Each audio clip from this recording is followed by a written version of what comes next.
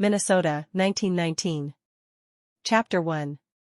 Daniel waited until after the family's prayer before he broached the subject he'd come to Sunday lunch to talk to his parents about. Surrounding him were his parents, Millie and George, his older sister Patience along with her husband Hugh and their children, Charlie, Jacob, Henry, and Beth Ann, his twin sister Faith, and her husband, Andrew, and his younger siblings, Frank and Eddie. His sister Grace had moved to North Dakota with her husband and children. His brothers Michael and Jacob were off on their own farms today with their families. The family tried to get together at least once a month after church on Sunday, but this wasn't that day. He was surprised so many of his siblings were there. They'd all fixed their plates and started eating, so he decided it was time.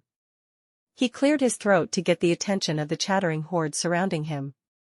"I've made a decision." He waited until he had everyone's attention before continuing. His parents put their forks down and looked at him intently. "I've decided to advertise for a mail-order bride." Daniel was 28, and farmed a parcel of land not 3 miles from his parents' homestead. He'd known everyone in their small community since they were children, and he felt as if all the women were his sisters. He couldn't marry someone he remembered in diapers.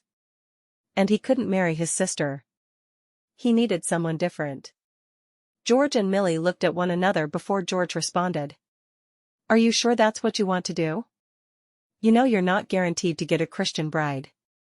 Daniel nodded. "I'll make sure I ask specifically for a Christian bride in the advertisement. I thought I'd advertise in New York City. With all the men who were lost in the Great War, I'm sure there will be women looking to marry who have no men around them." Millie cleared her throat. "You know your dad asked for a Christian wife, and I told him I was Christian, but I wasn't." Daniel frowned at that. "It worked out for you, though. You've been happily married for almost 30 years. He took a bite of his food. "And you became a Christian right after marrying Papa. You could say it was his way of reaching out to a non-Christian." George sighed. "That's true." He picked up his fork, before adding one last thing. "You know that a lot of the women who answer ads aren't very pretty. You're prepared to marry a woman, sight unseen, no matter what she looks like?" He knew his son wasn't overly vain, but he wanted to make sure he considered every possibility. His own mail-order bride experience, although it had turned out well, had angered him at the time. His wife had not only lied about being a Christian, but she'd also lied about her age. He'd wanted an older woman ready to be a mother. Of course, Millie had turned out to be a wonderful mother, but when he'd realized she was only 18, he hadn't been pleased. "Yes, I know that. I also know someone as pretty as Mama could be the one to respond. She responded to yours. If not, I'm sure it'll be fine as long as she's a good woman." Daniel firmly believed that who a woman was on the inside was infinitely more important than what she looked like. As long as she was a Christian and a hard worker, he'd be thrilled. Millie nodded to her son, knowing he'd made up his mind and there was no point arguing with him. Daniel was a good man, but he was stubborn. He had his own way of doing things, and wasn't about to do anything differently than what he'd decided was right. "I'm going to send the ad by telegraph in the morning. I thought you had a right to know first." He picked up his fork and continued eating. The conversation was over as far as he was concerned. Hopefully it wouldn't take too long to get a wife out here. He was tired of cooking and needed a helpmate in all areas of his life. After dinner, Patience pulled Daniel aside and walked with him around the yard. It was early October and the leaves were just starting to turn on the trees. "Are you sure you're doing the right thing, Daniel? Marriage is wonderful, but I can only imagine the cage it would be if I didn't love my husband." Daniel shrugged. "I'll make it work." He took his older sister's arm to keep her from tripping on the waste left on the ground as they walked through the harvested wheat field. "Do you remember what it was like when Mama first came here?"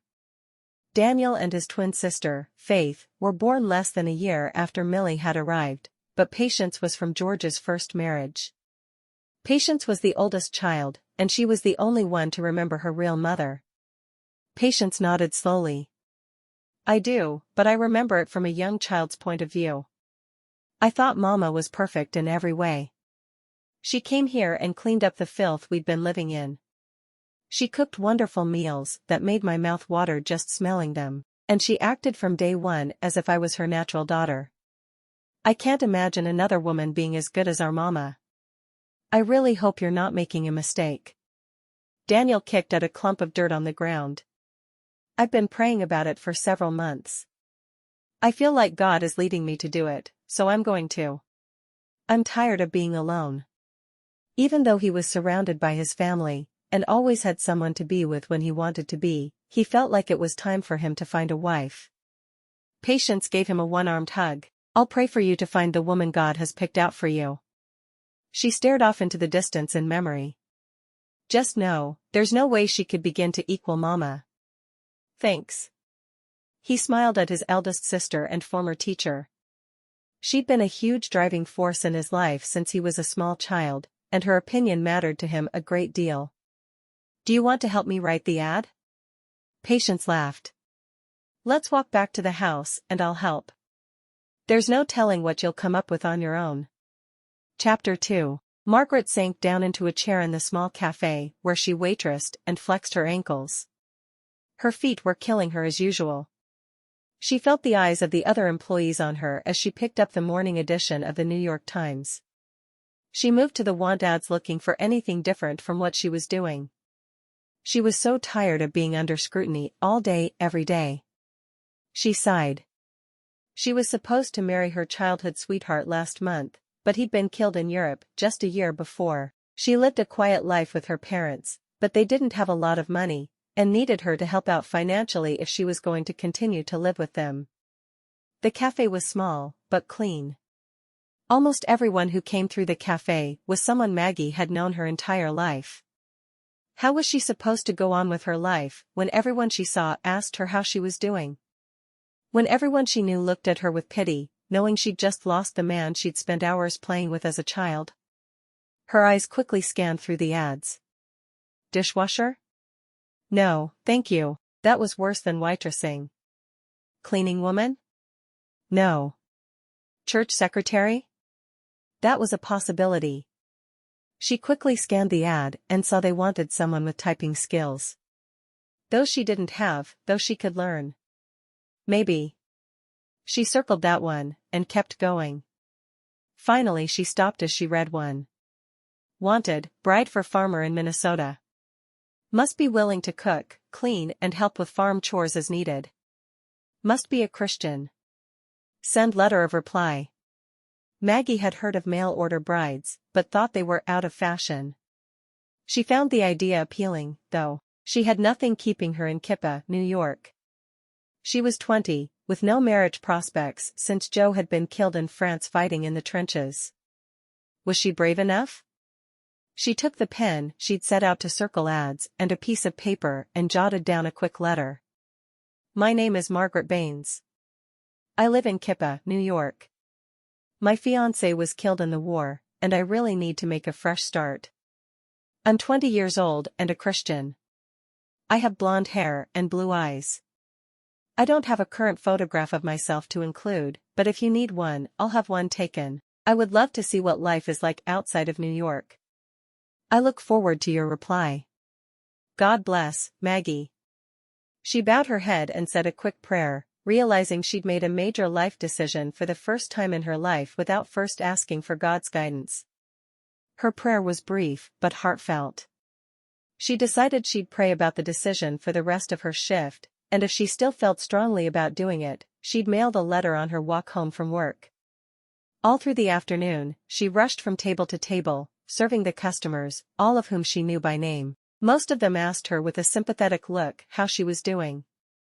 All of them told her, again, how sorry they were about Joe's death. No one saw her as anything other than half of the couple Joe and Maggie.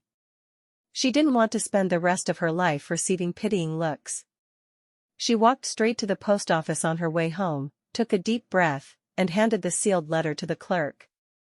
She prayed the entire way home that she was doing the right thing, and if it was God's will, the man who placed the ad would choose her. As she walked into the small house she shared with her parents and her younger sister, she decided not to say anything about the ad or her response until she heard something back. She didn't think her parents would try to talk her out of it, but she didn't want to risk it. She went through the motions that evening, helping her mother with dinner and the dishes. She looked around thinking about how much easier it would be for her family if she weren't taking up space in their small home. They'd never tell her she was a burden, but she certainly felt like one.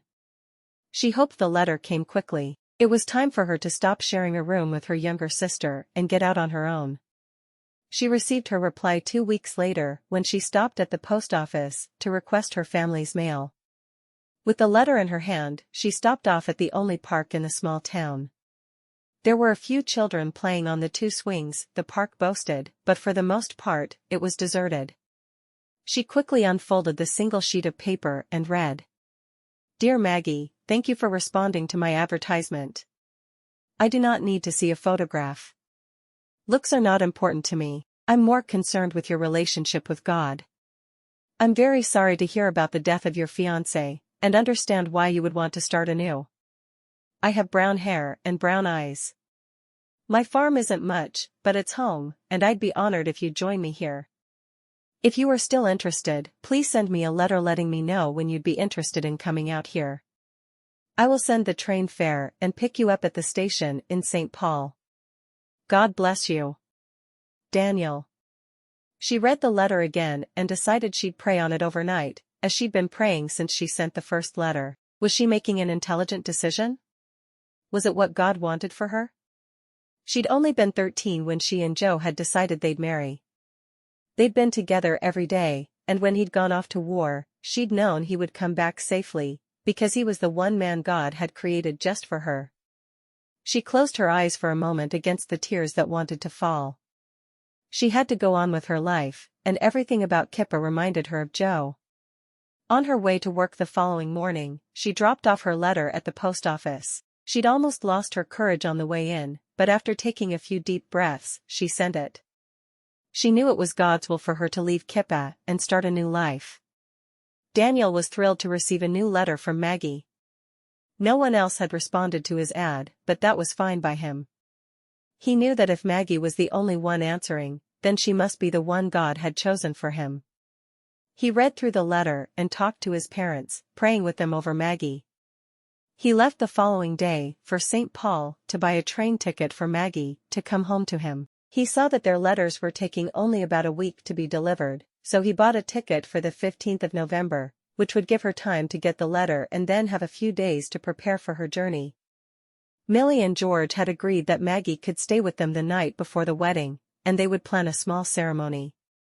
He sent off his new letter and the train ticket, along with some spending money for her trip.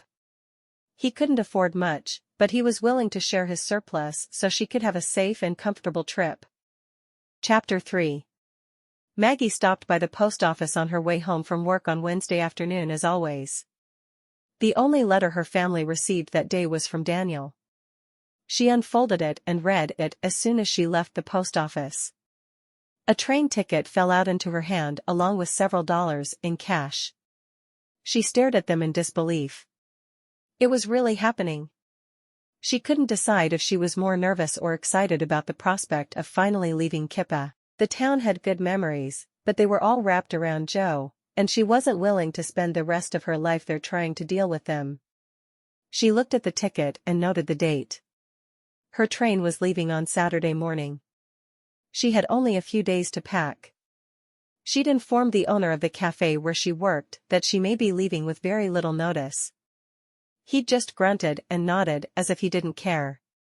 She'd let him know Thursday morning Friday would be her last day. She walked home, slowly trying to decide the best way to tell her parents she was leaving and marrying a man she'd never met.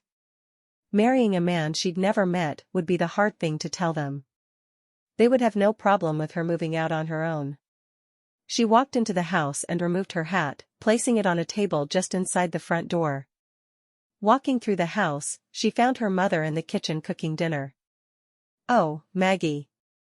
I'm glad you're home. Will you make the biscuits while I finish peeling the potatoes?" Her mother looked frazzled as she hurried through the meal preparations, just as she did every evening. Maggie immediately got down the large mixing bowl and the ingredients she needed. "Mama, I have something to tell you." Her voice was soft but steady as she spoke the words, hoping her mother would understand how important this was to her. Her mother just nodded, not paying much attention to what her daughter was saying. She was intent on getting dinner on the table before her father got home, as she was every evening. With both of them working, it was hard to get everything done before he walked in the door at the end of the day. "I'm leaving on Saturday for Minnesota. I'm going to be a mail-order bride." She blurted the words out quickly, wanting to get them said before she lost her nerve. Her mother stopped peeling the potatoes for a moment, looking at her. "Well, have you prayed about it?" Maggie had been raised to have a strong faith in God, and had been taught from an early age that she should make no decisions without asking for God's help, no matter how small. Maggie nodded. "I've been praying about it for a solid month now." "Do you feel like it's what God wants you to do?" "I really do. I'm nervous about it, of course, but I feel like it's where I'm supposed to be." There was sadness in Belinda's eyes as she looked at her daughter. "We'll miss you." "I'll miss you all too, but it's time for me to be on my own." With her mother's blessing, Maggie felt a sense of peace wash over her. She'd felt as if she were doing the right thing before, but now it was an overwhelming feeling of right. Belinda turned back to her potatoes, peeling a bit faster now. "At least you have your wedding dress finished and you can wear it." She looked over at Maggie again, eyeing her critically. "We'll have to refit it. You've lost a lot of weight grieving for Joe." Maggie felt a pang of loss. Her parents had been careful not to mention Joe to her, and it was strange to hear his name from her mother's lips.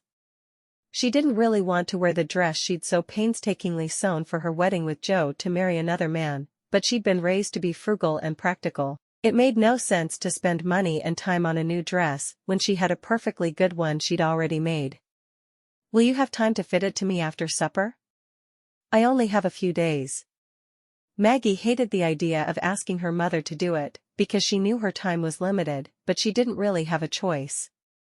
All of her school friends, who had helped her plan her wedding with glee, had since married. They were so involved in their marriages, and in some cases new babies, that it was hard for them to find time to even talk to her. Belinda nodded. "We'll make time." She laughed softly. "The only problem I foresee is finding a way to tell your father, but I'll figure that out." Maggie breathed a sigh of relief. Her father had to be convinced to let her marry Joe, a young man he'd known for years. The idea of her going off to marry a stranger would not go over well with him. After dinner, Maggie took her younger sister, Allison, into the kitchen with her to help with the dishes. Normally, Maggie and Belinda did them together, but Maggie knew her mother needed time to talk to her father privately. "But I hate dishes," Allison whined. Allison was 6 years younger than Maggie, and had always gotten away with not doing her share of the chores. Allison was a redhead and had a temper to match. Anytime things didn't go her way, she would scream and scream, so she got away with doing very little. It had always frustrated Maggie that her parents put up with the nonsense that was her sister, but her mother had lost several babies between Maggie and Allison, and they were so overjoyed by their blessing they'd spoiled her rotten. "Get used to them, because I won't always be around to do them with Mama. You're going to have to work when I'm going." Maggie spoke calmly and evenly, even though she wanted to take her sister by the shoulders and shake her. Their mother worked so hard helping to make ends meet in their family, and Maggie herself had accepted a great deal of that burden. Allison, though, took everything she had for granted, and assumed she'd spend her life with people waiting on her hand and foot. How that was going to happen, Maggie could only guess. When the dishes were finished and put away, Maggie wandered through the house looking for her parents. The downstairs was simply the kitchen, dining room and parlor, so they weren't hard to find. She knocked on the door jamb just outside the parlor to let them know she was there before stepping inside. Her father turned to her with an intense look in his eyes. "Are you sure this is what you want, Maggie? You know you can stay here as long as you like." Maggie nodded slowly. She knew her parents would never kick her out, and were even grateful for the paycheck she brought home every week. She also knew that Allison could step up and do what she'd always done around the house, and they'd be fine without her. One less mouth to feed and one less body to clothe would certainly help. Her paycheck wouldn't be missed all that much. "I'm certain." I need to make a fresh start. Her father pulled her close, hugging her tightly. We're going to miss you, but I understand why you want to do this. Maggie smiled, tears in her eyes. Thank you for understanding, Papa. Your support means the world to me. Thank you for not being angry. Belinda stood up from where she was sitting on the worn sofa. We need to go upstairs and get that dress fitted to you. We don't have much time to do everything we need to do. She walked briskly from the room, with Maggie following closely behind her. After walking up the narrow staircase that led to the two tiny bedrooms, Belinda went into Maggie's room and opened the wardrobe. She had to push the dresses of both girls out of the way before she found the wedding dress.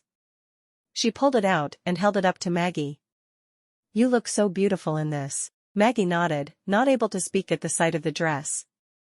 It brought back memories of long winter nights when she'd giggled with her friends as they'd all worked on their dresses together. In Kippa, everyone married as soon as they finished school. Several of the young men in town had talked about joining the army when the United States joined the war in Europe, but Joe had been the only one to actually do it. Maggie hadn't begrudged him the time spent fighting for their country, knowing it was the right thing for Joe. Follow me. Belinda led Maggie to her bedroom and had her slip the dress over her head. As Belinda walked around her looking at the fit, she sighed. I knew you'd lost weight, but I didn't realize just how much. She grabbed a handful of fabric from the back of the dress and pulled it tighter. Will it still work? Belinda nodded. I think so. It's going to take more work than I thought it would, though. She reached for her pin cushion and started pinning the dress in along the seam where it would need to be taken in. You have to start eating more. You're too thin. I'm worried about you. I'll be okay. Maggie knew her mother was right. She just hadn't been hungry. Belinda shook her head sadly. I want you to write to me as soon as you get to Minnesota. I need to know you're safe. I will. They spent the next hour pinning the dress, and then Belinda sat down to take in the seams. I'll work on this. You go and start packing your things. She waved her hand toward the door and sent Maggie on her way. As an early present for her wedding with Joe, her parents had purchased a nice set of luggage for Maggie. Maggie picked up the bags and started to pack them, folding each dress carefully. She only had her good Sunday dress and 3 others, so there wasn't much packing to do. She went through her things, picking up her sketchbook for the first time since Joe had died. She flipped through each picture, smiling at some, feeling tears in her eyes at others. Allison threw the door open and walked into the room. Why are you up here all alone? Does Mama know you're packing all your things? I'm going to go tell her. Maggie sighed. I'm 20 years old. I'm allowed to pack my things if I want to. She knew eventually she would miss her sister, but at that moment, she was thrilled to know she would be away from her antics soon. Allison smirked at Maggie. Mama. Maggie's packing all her things. She ran into the hall and into her mother's bedroom. What are you doing with Maggie's wedding dress? Maggie's getting married. Belinda's voice was calm and matter-of-fact as she said the words. She was used to her younger daughter's actions and didn't think anything of him. Allison's eyes widened. Who's she marrying? Why didn't anyone tell me? She ran back into the room she shared with Maggie. Who are you marrying? Maggie's eyes met her sister's. I'm marrying a man named Daniel. He lives in Minnesota, and I'm leaving on a train Saturday morning to be his wife. She quickly packed her sketchbook and her pencils. She hadn't done any drawing in a year, but maybe moving away would bring back her passion for art. I know you're lying. You can't afford a train ticket. You've never even been on a train. Maggie sighed. Her sister was in rare form this evening. Don't you have any studying to do? She kept packing her things methodically as if Allison wasn't there trying to annoy her. I finished already. Who are you really marrying? Maggie pulled the train ticket from the pocket of her bag and handed it to Allison without saying a word. Allison stared at the ticket. But you can't just leave. Maggie took the ticket from her sister's hands and put it back in the pocket of her bag where she knew she wouldn't lose it. Now you'll have your own room, just like you always wanted. Allison's lower lip started to tremble. But you're my sister. You can't just go. I'm not done with you yet. Maggie laughed softly, pulling her sister close in a hug. You'll have Mama and Papa all to yourself and get to feel like a princess. A lone tear drifted down Allison's face. I'll have to help with the dishes every night. Promise me you'll be good and do everything that I do around the house? You'll help Mama? Allison shook her head. I don't want to. I want you to stay here and live in this room with me forever. And do the dishes. I want you to always do the dishes. I can't stay with you. I'm getting married. Maggie felt badly for her sister, but not badly enough to want to stay. Why don't you help me pack? Allison stomped her foot. I'm going to tell Papa I don't want you to go. He'll make you stay. Maggie sighed as Allison ran out of the room and down the stairs screaming for their father. She'd always been more than a little dramatic. Maggie sometimes wondered how they could have possibly been born of the same parents. She packed her doll she'd had since she was small and closed the bag.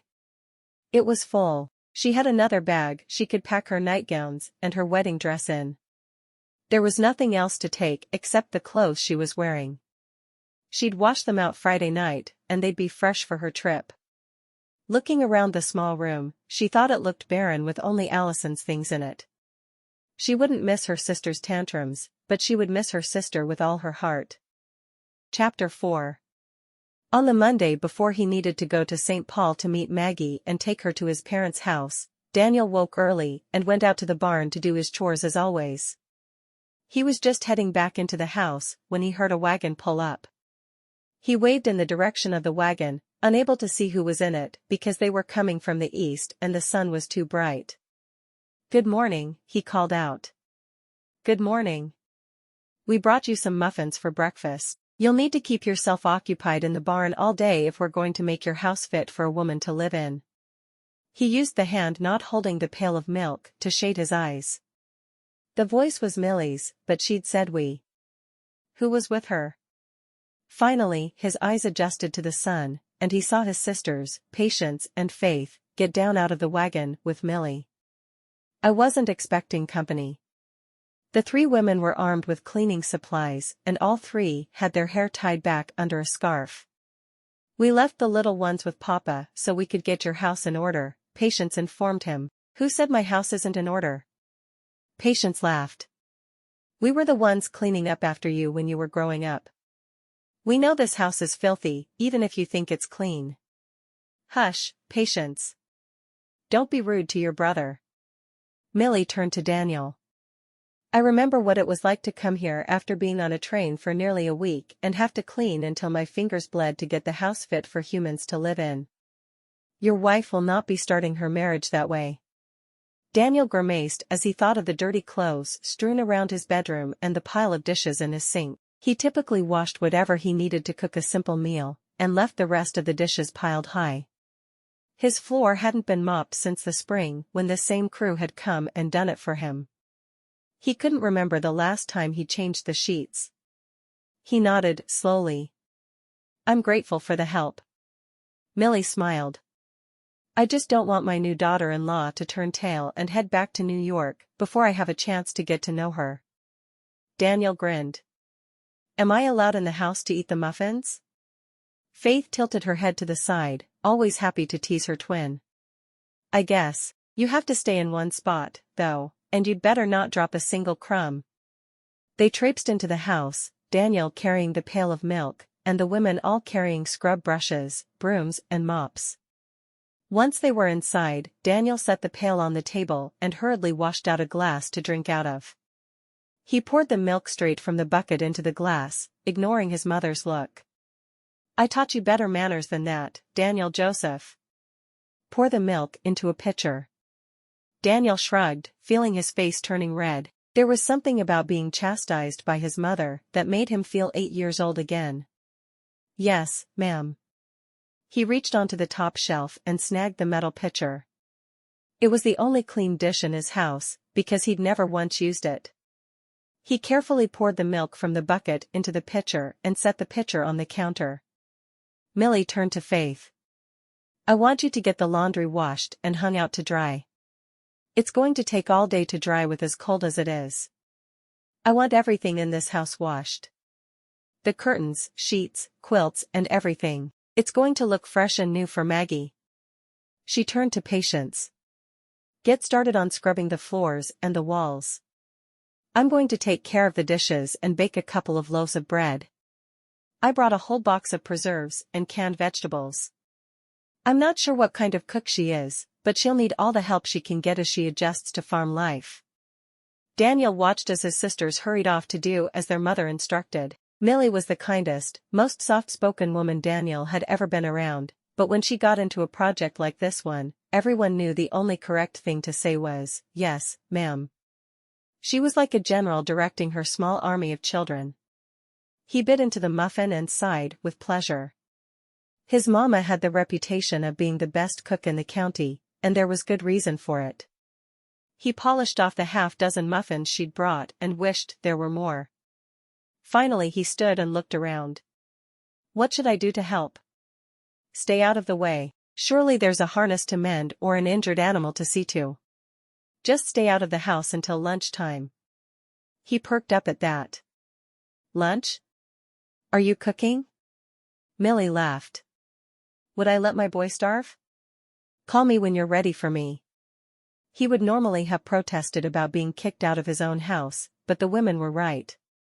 It did need a good cleaning before he brought his wife into it.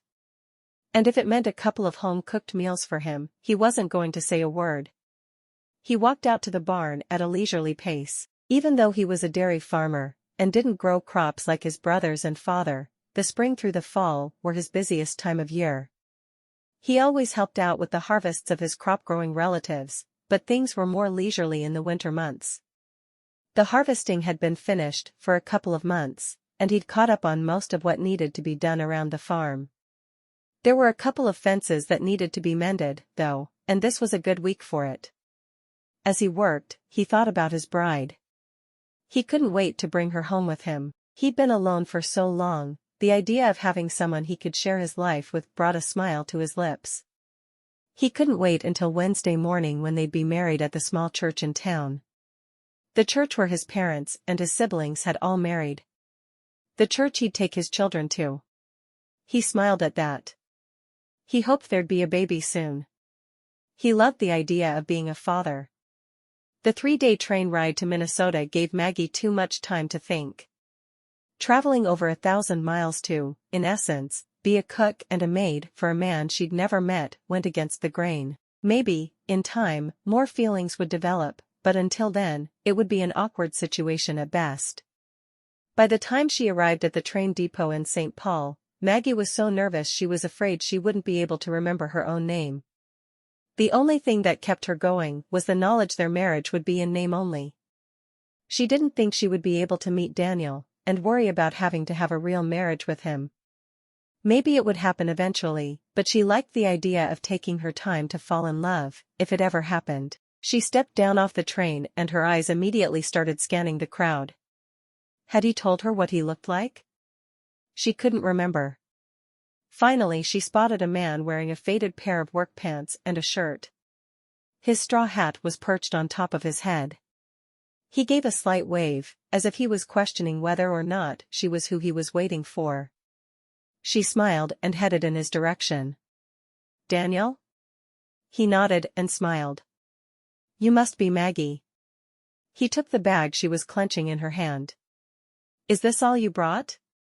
It was so small it couldn't be everything. "No, my other bag is in the luggage car." They said it would be a few minutes while they unloaded it. Her eyes searched his face as she spoke. He was tall, much taller than she'd expected. She'd pictured a short man for some reason. Maggie herself was of average height, and Daniel made her feel tiny. He had dark hair and deep brown eyes with long eyelashes. She wondered why God had wasted such beautiful lashes on a man. "How was your trip?" He could remember the stories his mother told of her train ride to Minnesota. She'd held a baby who had spit up all over her and she'd smelled of vomit when she arrived. It was his mother who had insisted she'd need some time to relax and bathe and feel human again before the wedding. He'd wanted to marry her as soon as her feet hit Minnesota dirt. It wasn't bad. I brought some books and read a lot of the way. She didn't mention how cramped the train had been and how uncomfortable she'd been. She'd never been a complainer, and she wasn't about to start now. He saw someone unload a huge crate from the luggage car. "It looks like your bag is ready." He cupped her elbow and led her to the man who was unloading all of the bags. He immediately noticed a bag that matched the one he was carrying, and snagged it. "The wagon's this way." He led her through the crowd to the wagon where Millie waited for them.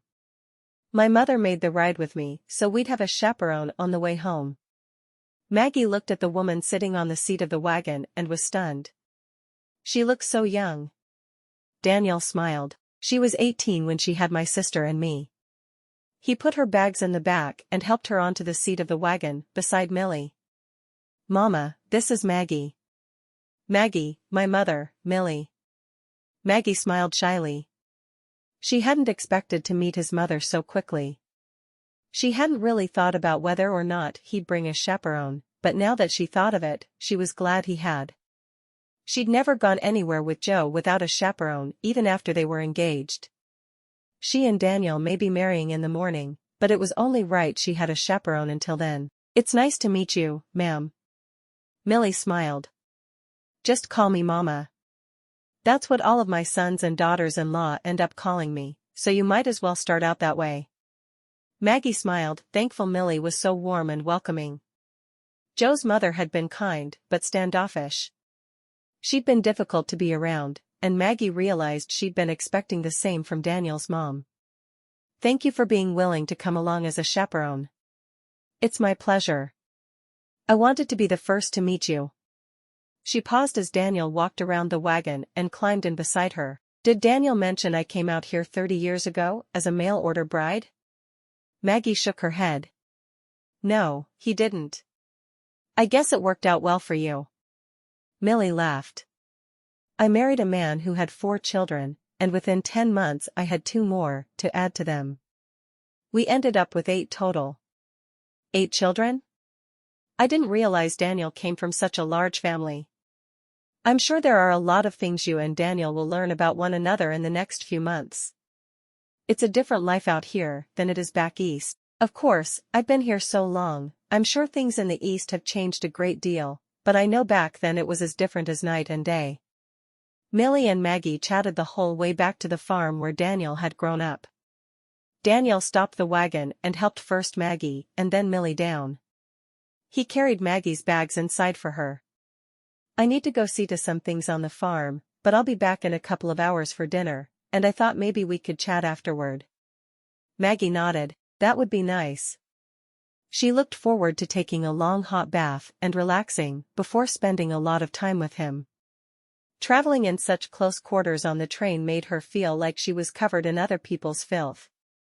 Looking around the house, she smiled. It had obviously started out much smaller than what it had grown into.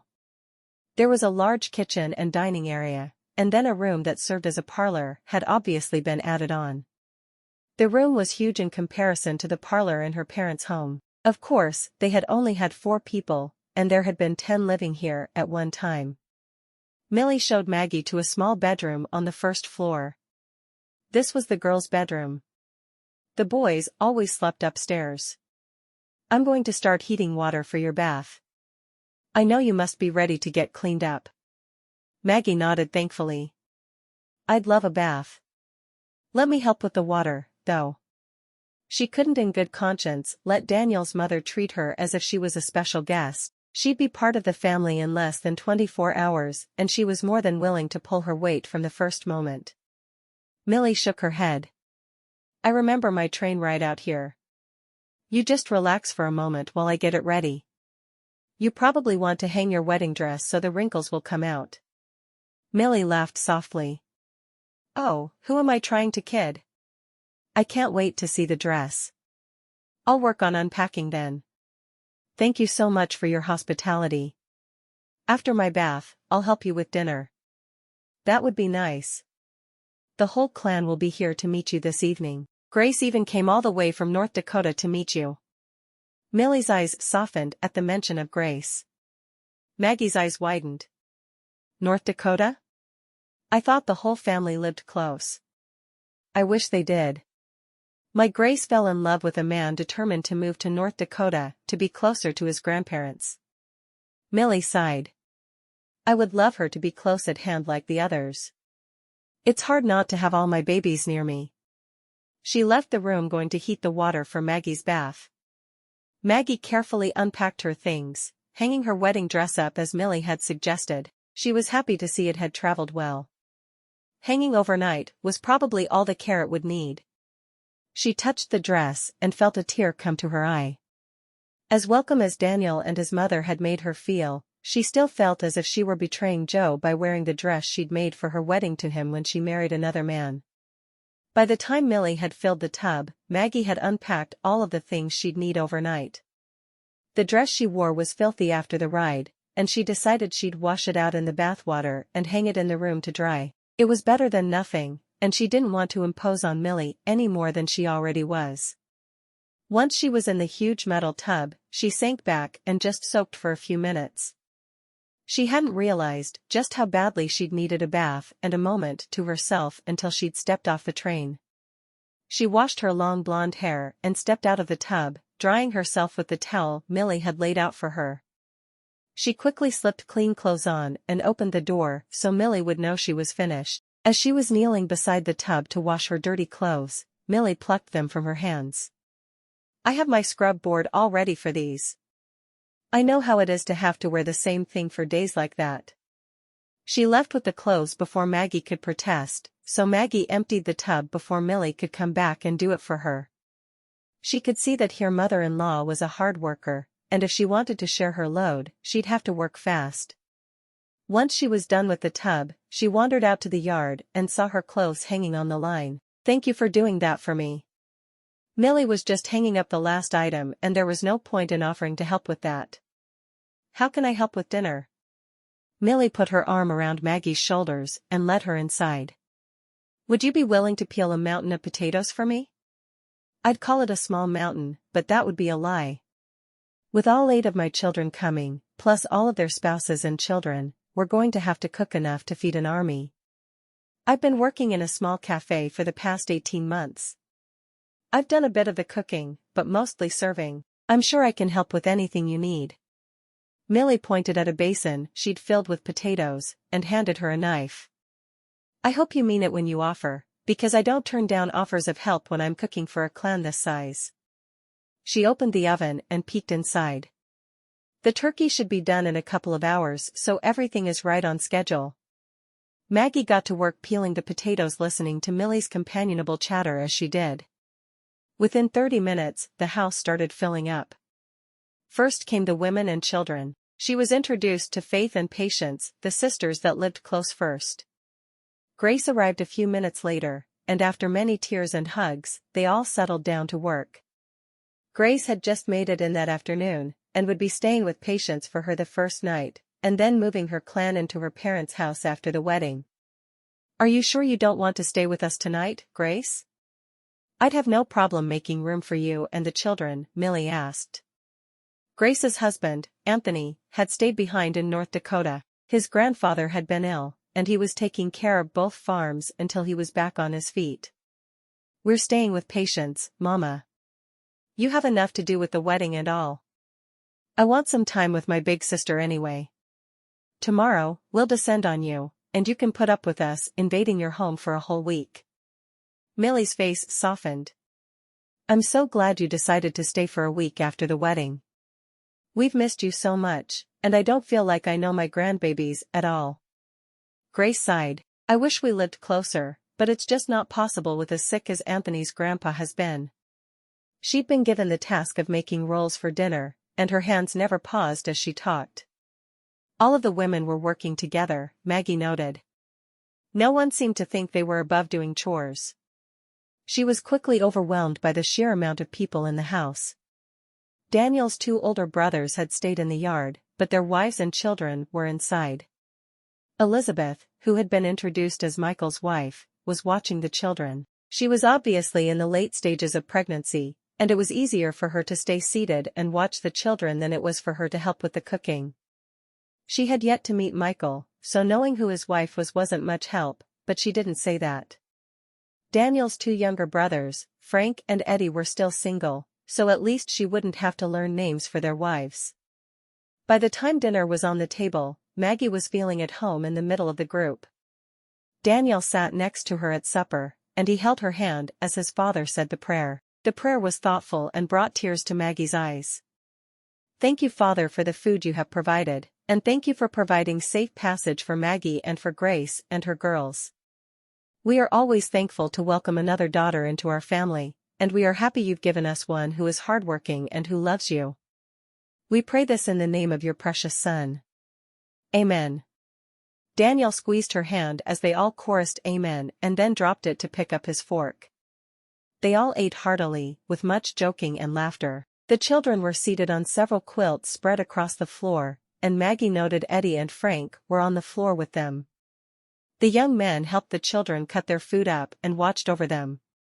By the end of the meal, Maggie felt like she'd learned at least most of the names, and knew which person was married to which other person.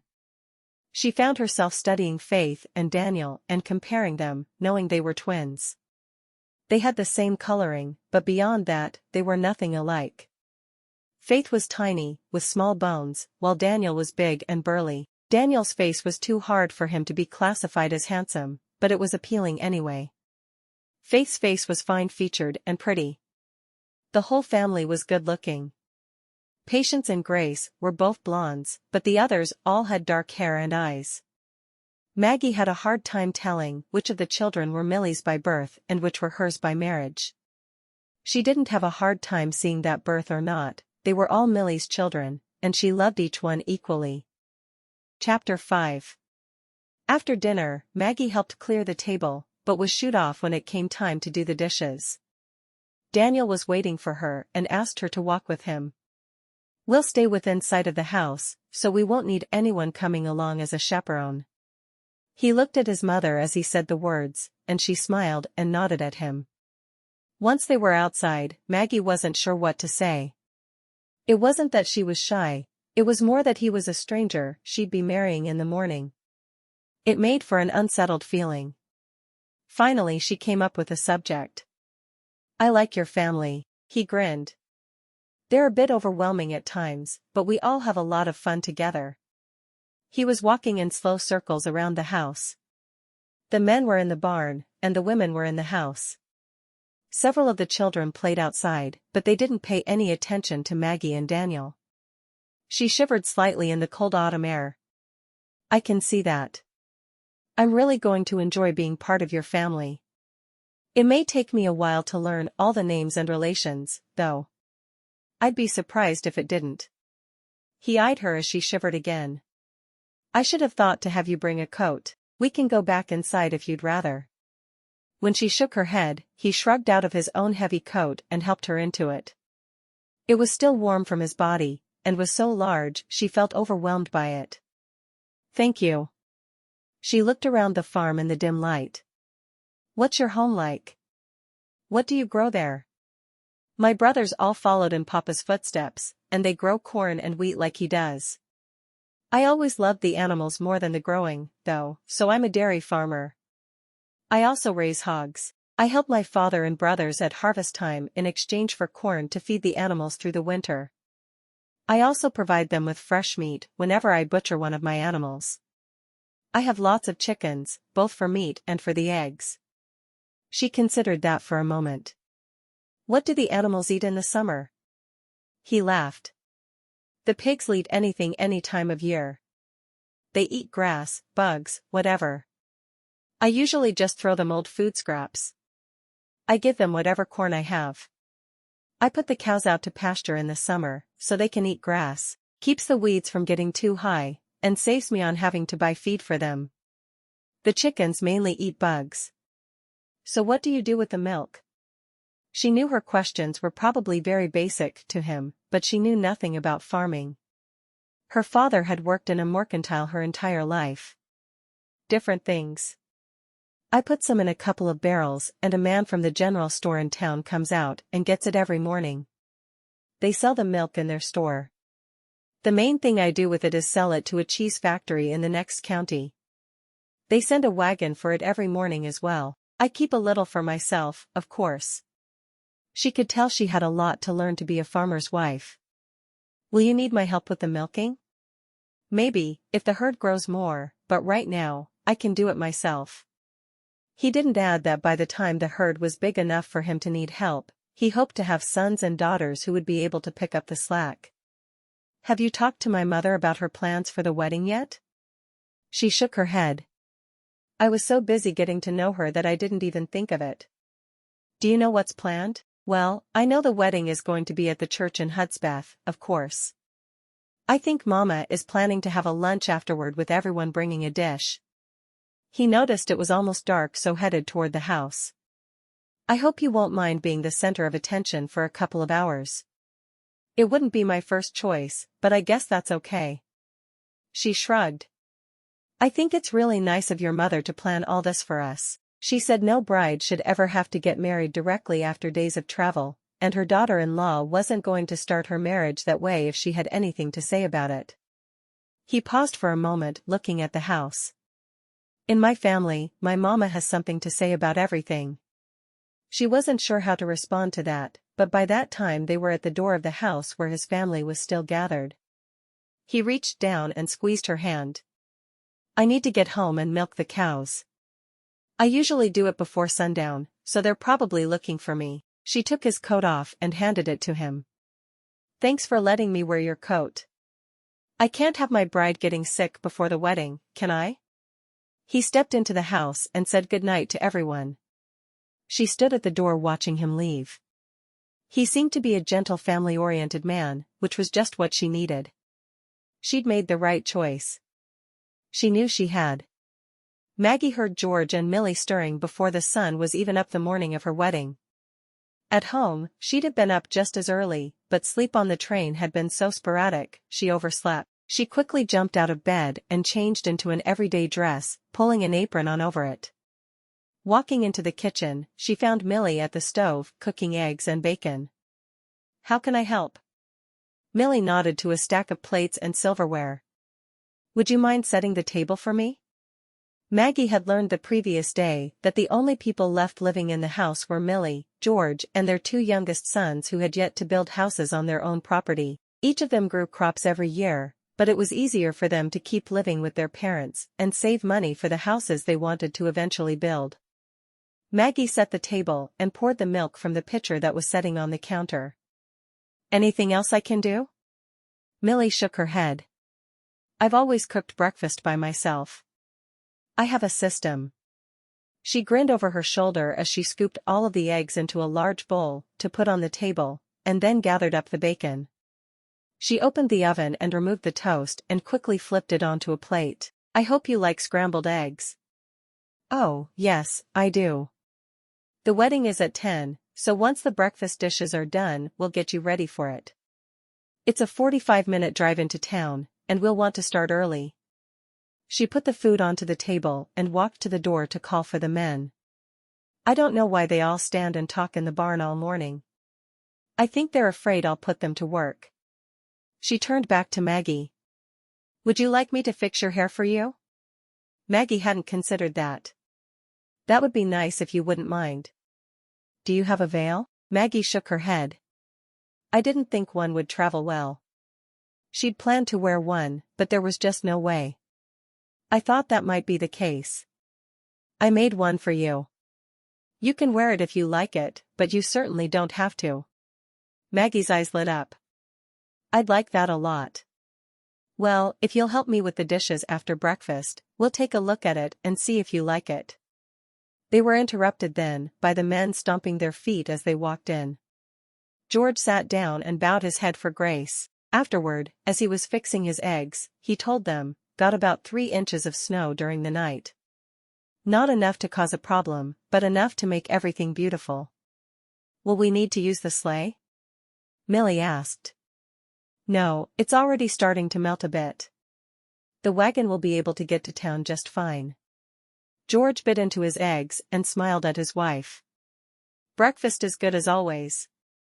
Maggie glanced between the two, noting that they'd made a good marriage from what must have started very much like she and Daniel were starting. She hoped her relationship with Daniel would be able to grow into what she was seeing, but she didn't have a lot of hope. The idea of being in love with anyone but Joe was foreign to her, having loved the same boy since she was a small child. After the dishes were done, Millie followed Maggie into the small room she'd slept in the previous night. There was a small chair in one corner of the room, and Millie had Maggie sit on it as she began brushing her hair. "I love your hair. I always wished I was blonde."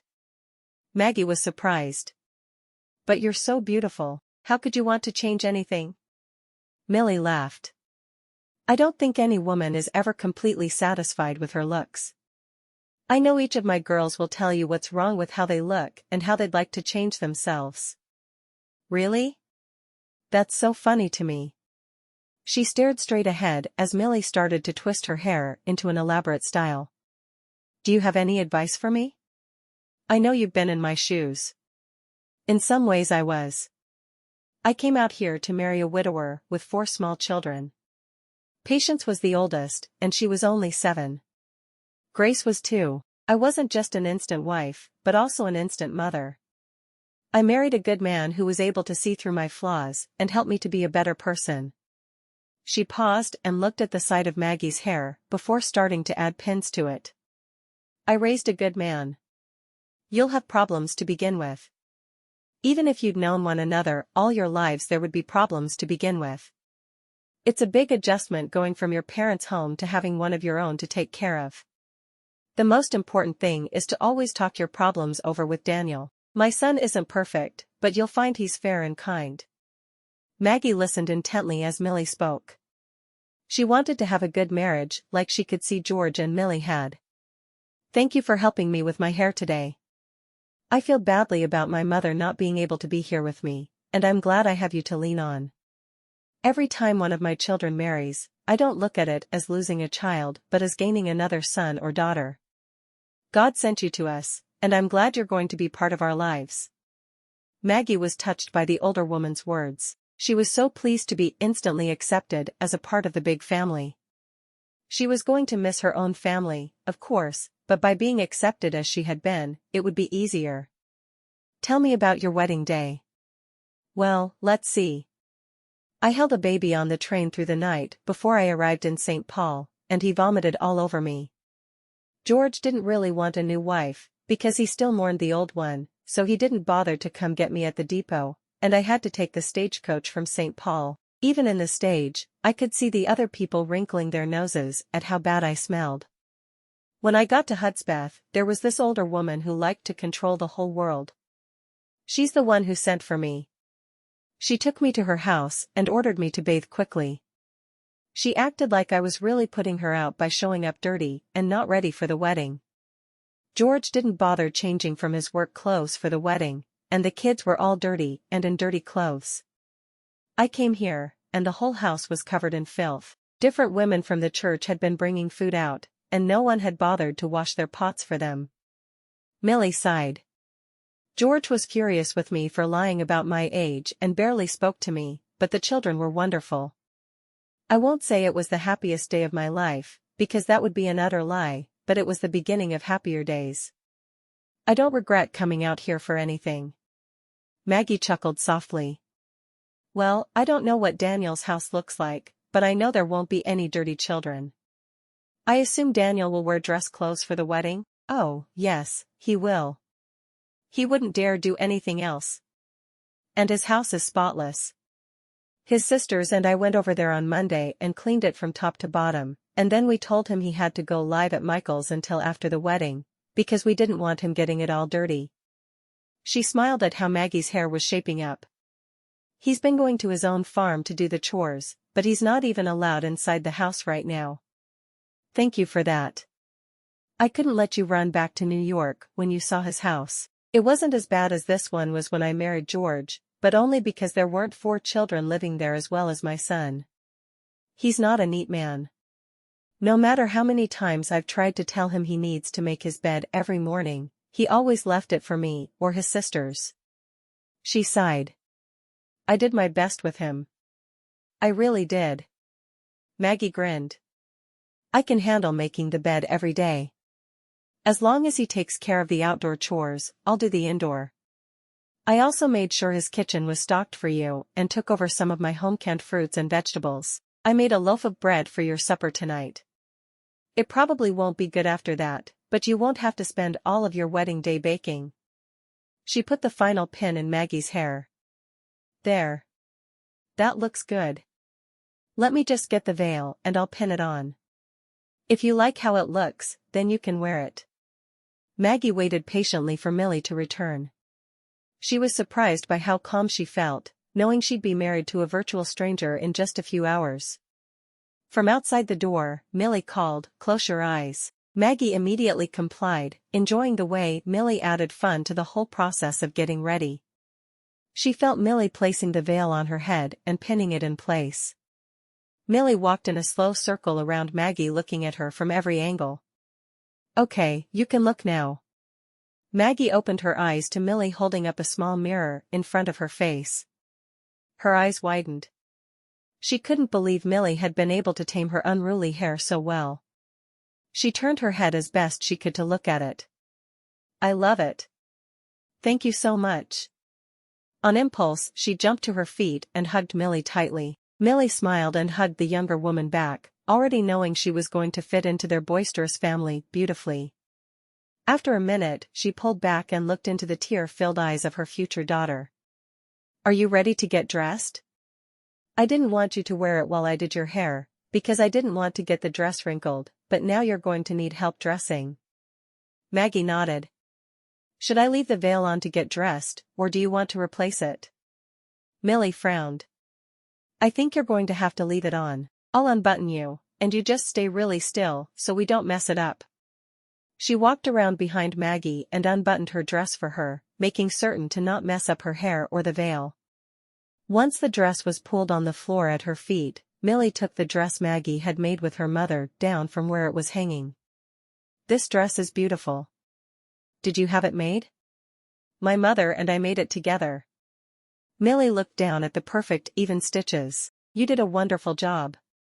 She held the dress down so that Maggie could step into it, and then pulled it up carefully over her petticoats. Maggie slipped her arms into the sleeves and held up the front while Millie stepped behind her to button it. Once it was done, she again circled Maggie slowly. "Do you have a coat to match? It's much colder today than it was yesterday." Maggie shook her head. "I have a brown coat that will have to do. I have something that may work. Wait here." Millie came back carrying a short white fur coat. It was beautiful and would go very well with her dress. "That's beautiful, but I can't wear that." "It must be special to you." Millie smiled. "It is special. That's why I want you to wear it today." She walked behind Maggie and helped her slip her arms into the sleeves. "That's perfect. You'll make a wonderful winter bride." "Winter? Back home we call this autumn." Millie chuckled. "We get snow as early as late September and keep it until late April some years. I read somewhere that Minnesota is the coldest state. I'd rather be cold than hot any day." "So would I." She stepped out the door of the bedroom and glanced at the clock. "Okay, you sit tight. I need to get ready myself. It'll only take me a few minutes." "Do you want me to fix your hair?" Maggie offered. "Absolutely not. Just stand there so you won't wrinkle. We won't be able to help the wrinkles you get in the wagon, but we can keep you from wrinkling before we leave." She thrust the family Bible at Maggie. "Here, read while I get ready." Maggie saw that the Bible was marked at the book of Proverbs where it talked about a virtuous wife. She read over the passage she'd read so many times before while she waited. Chapter 6. Maggie was amazed at the beauty of the countryside as they drove toward the church. Everything had been transformed overnight into a winter wonderland. The trees had icicles hanging from them and the bare branches were covered with snow. She'd seen snow her entire life, but living in town as she did, she'd failed to appreciate just how beautiful it could be. George drove slowly, and she sat on the back seat of the wagon, completely covered in a blanket except for her hair and her face. Millie turned around every minute or so to make sure no mud was splashing on her from the wet road.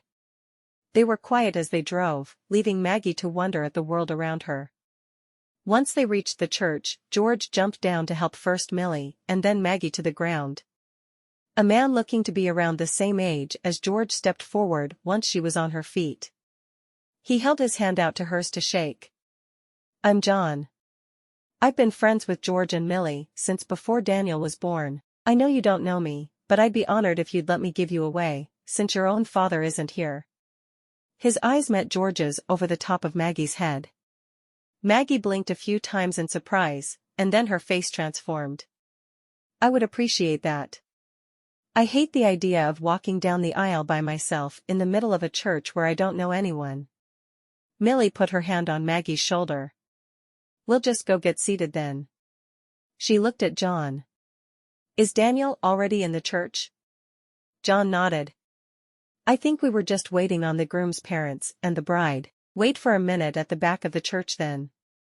Once we're seated, we'll have Faith start playing the music."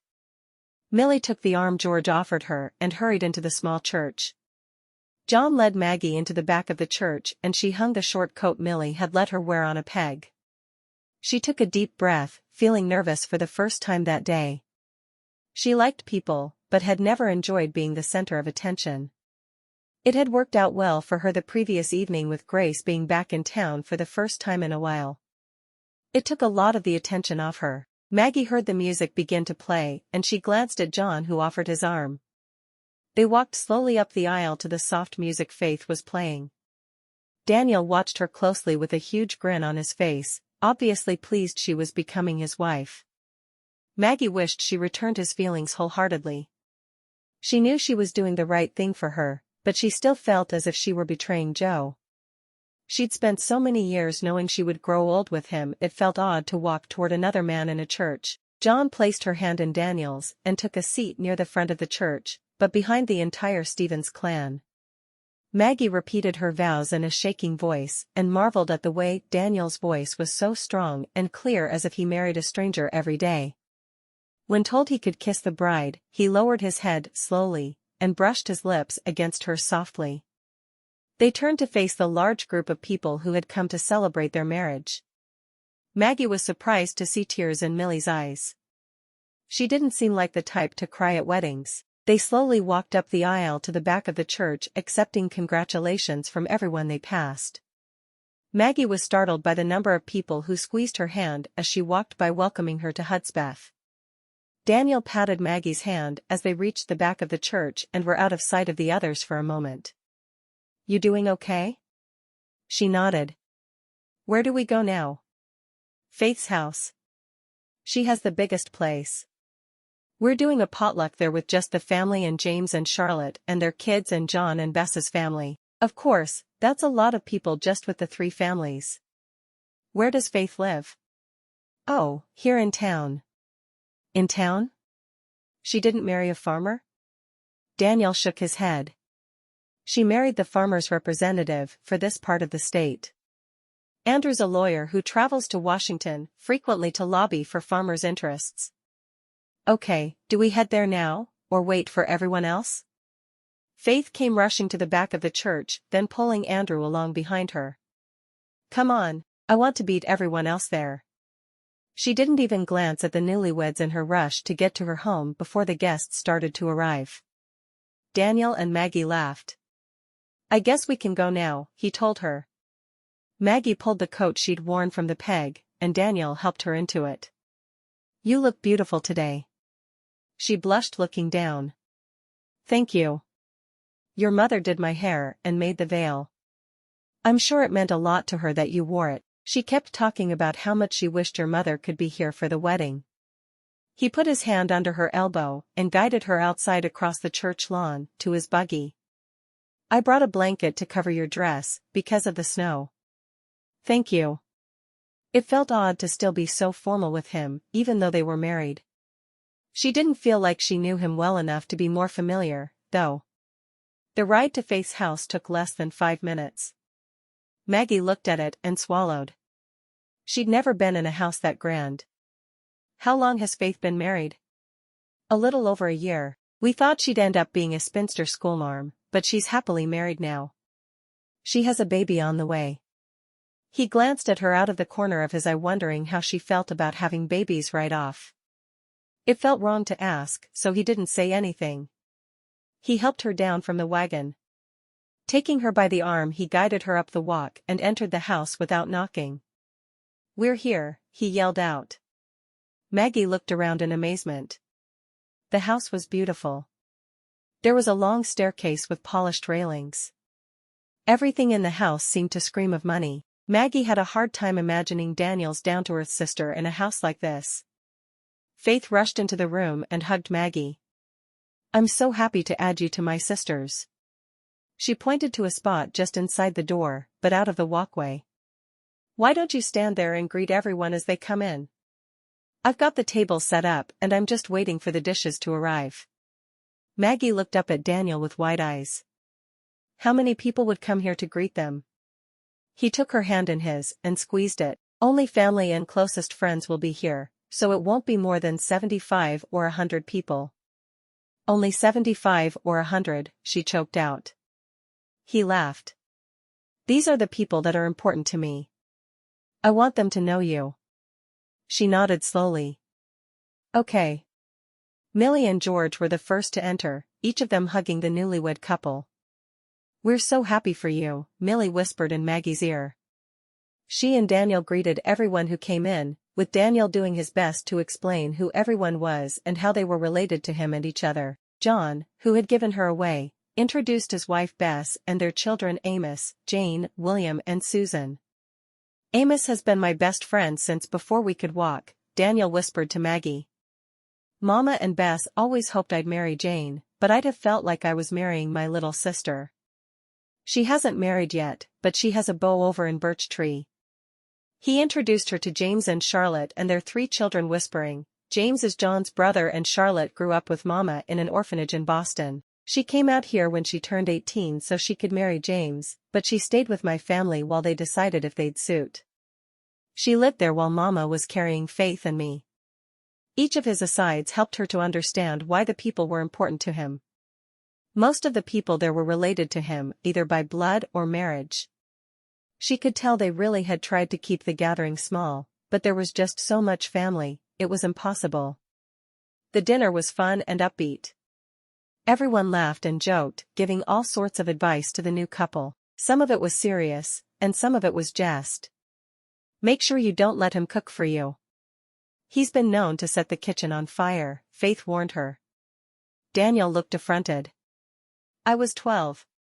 Never go to bed angry," was Millie's wise advice. "Make sure he remembers to feed the pigs." One time he forgot, and they broke down their pen trying to find food.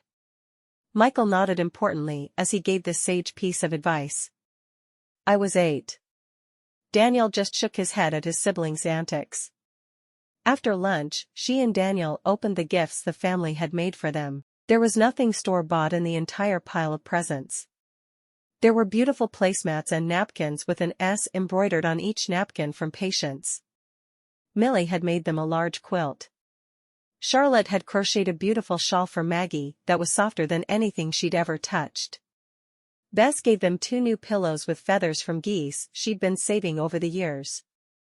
The presents seemed to go on and on.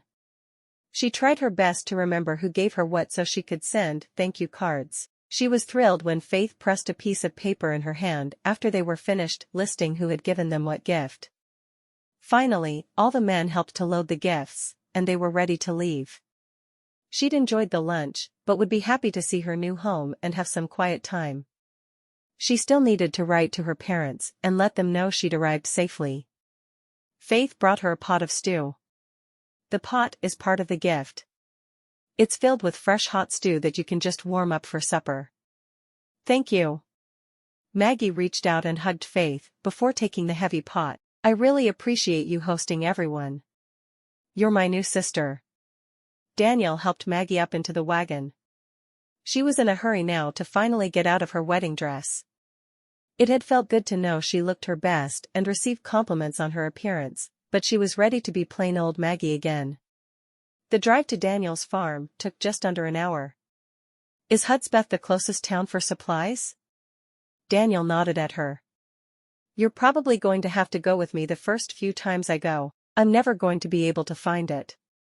They'd left the main road and gone across some back paths to reach the house. Let Mama know on Sunday when you want to go, and the two of you can make the trip together. She'd love the time to get to know you, and she likes to look at all the yard goods and sigh. He stopped in front of the small house, helping her down automatically. He grabbed her bags from the back of the wagon and carried them inside. The layout was similar to his parents' house, but not nearly as roomy. The door opened to one big room with a combined kitchen, dining area, and sitting area. There were 2 bedrooms off the main room. He walked into the bigger of the 2 bedrooms and put her bags on the bed. I need to go do the milking while you get settled in. I'll be back in an hour or so. Her first impression of the house was that it was so clean it practically sparkled. She was thankful for Millie and her girls' interference. She quickly changed from her wedding gown to a simple everyday work dress. She started to unpack her things into the dresser in the room, but realized all Daniel's things were there. She didn't want him to have to give up his room for her, so she carried her bags to the other bedroom. The bed in there was smaller, but she'd be perfectly comfortable in it, where Daniel would need the bigger bed. Once she'd finished unpacking and straightening up, she went to the kitchen to heat up their dinner. She was glad Faith had sent food with them, because by the time they'd finished visiting with the wedding guests and made the long drive home, it was already starting to get dark. She took the bread Millie had baked for them and sliced it, putting it, along with some butter, onto the table. She grabbed a lantern, opened the cellar door, and climbed down the steep stairs into the chilly basement. Her jaw dropped as she looked around here. There were shelves lining every wall, completely covered in different jars. She had meats, fruits, and vegetables along with pickles and jams. There were several bins filled with carrots and potatoes.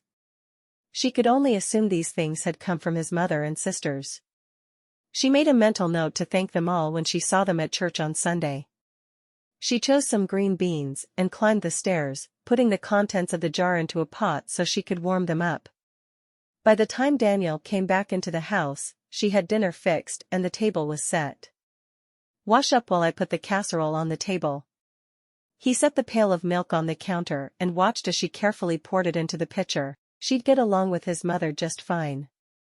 Once she had milk poured for them, they sat at the table. He took her hand in his as he said the blessing over the meal, thanking God for bringing her into his life. He ate heartily, pausing only to get more bread.